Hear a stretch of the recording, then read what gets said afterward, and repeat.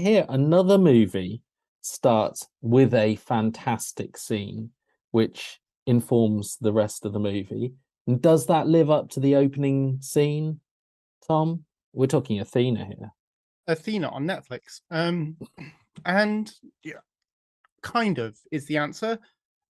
So just a little bit of background. Athena is it's a film about the disconnect between the people in the suburbs of French cities.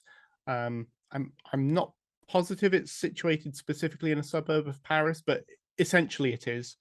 And the aftermath of the shooting of an innocent man, or the killing, I should say, of an innocent man uh, by the police, videotaped, and the bubbling anger that was already there in the suburbs towards the police within like an immigrant community who feel um, persecuted already, um, and in the aftermath of the death of this man, his three brothers all sort of come together to deal with it in different ways.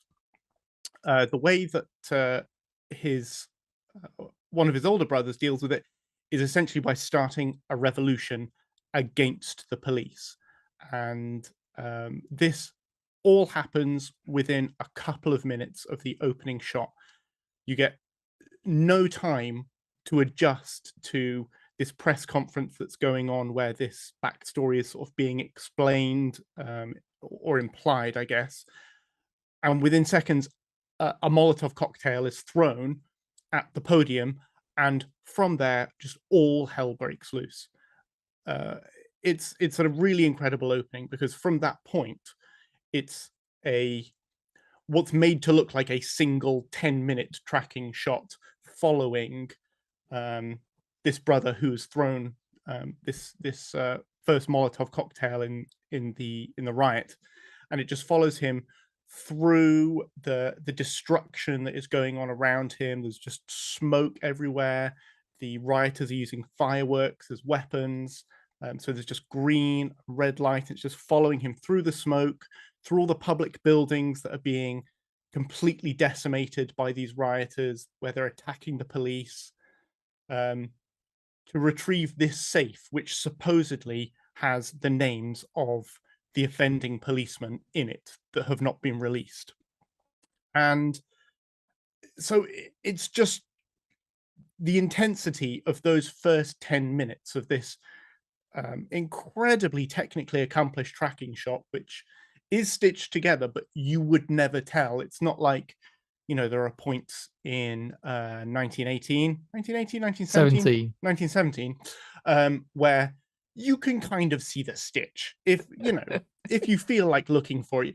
I could not see the stitch in any of these. And it was really incredible. The camera moves in and out of moving cars, changes cars, back to people on the street, back into the cars, up into an aerial shot, and it's just pulse pounding to watch, absolutely gripping. From that point, it's difficult to continue going up. Thank God it sounds like it sounds exhausting. I need a break after that. And it is, the whole film is exhausting. It doesn't keep with the long single take thing. That's just sort of the introduction to pull you like head first into this world, kicking and screaming. But once you're there, it's then set up these three brothers as these characters that the film follows. One of whom is this revolutionary, essentially. One of whom is a member of the criminal underworld, and one of whom is a member of, but he's a soldier, so he's essentially part of the system that his brother is rebelling against. And it's just the tensions between those three brothers over 24 hours as the events unfold. And it's superbly acted. It's very well shot, incredibly well shot. Just almost masterfully shot. The way that you are involved in the lives of these three guys is just incredible. And then it goes a little bit further to also put you on the same sort of ground level as a police officer who has been tasked with assaulting Athena, the name of the tower block where these revolutionaries are taking their last stand. And it invites you to sort of feel kind of sympathy towards the police, not just that they're the bad guys in this situation, but the things that they then do after it makes you feel sympathy for them are just horrendous. And it's like that throughout the film. It teases you in with a little bit of sympathy and then just punches you in the face. Like, you should not feel sorry for anyone here. This is a terrible situation. This is out of everyone's control. And that's how you feel watching it, just totally out of control. And it's been a while since I've seen anything where I just felt completely at the mercy of the movie. I felt the same after Hocus Pocus 2 last night.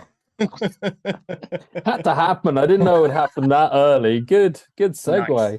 I mean, I can't wait to watch. Sounds Athena. excellent, Tom. It's 80 odd minutes long, so really people should be able to nail it into their diaries.